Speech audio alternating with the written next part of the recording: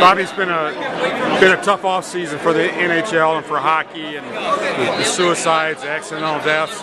You played in an era where a lot of guys didn't wear headgear and that sort of thing, but I didn't see that happening to a lot of those players. Did you?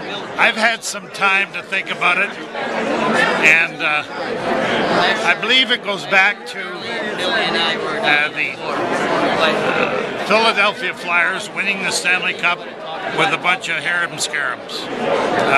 From there, they stopped scouting guys like Mr. Mikita, Henry Richard, Davy Keon, Cournoyer, guys that could play and entertain. Thank you very much. They started scouting guys that were over 6 feet, over 200 pounds. And they were told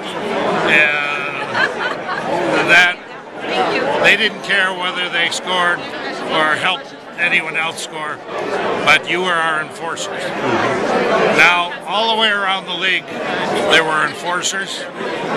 Some thought they were the chief enforcer, but they found out after a round around the league that they were not.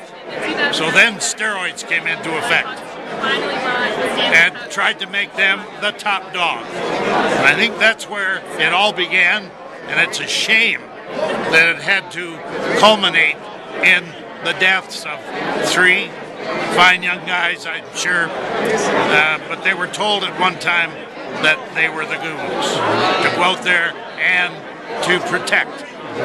Also, with the plane going down, those kind of things, I suppose, are you can't help except when a company is going out of business, they are not keeping their equipment in good repair to make it safe to fly.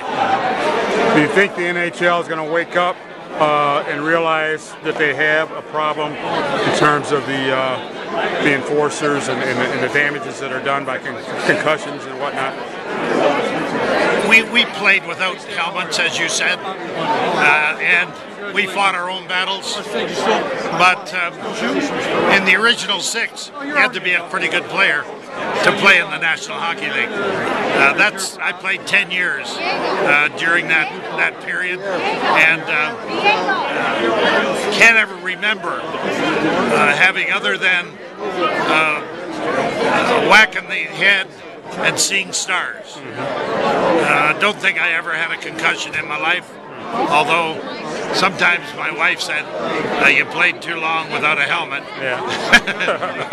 but we all played during a period where we looked after ourselves and we had respect for one another.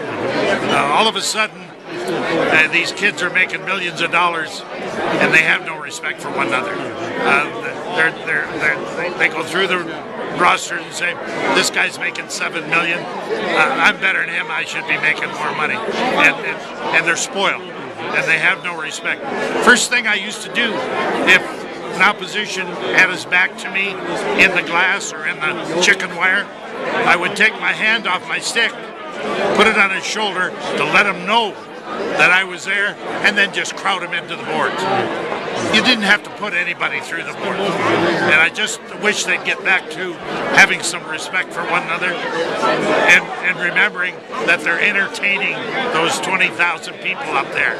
And they don't do it by ramming people through the goddamn boards.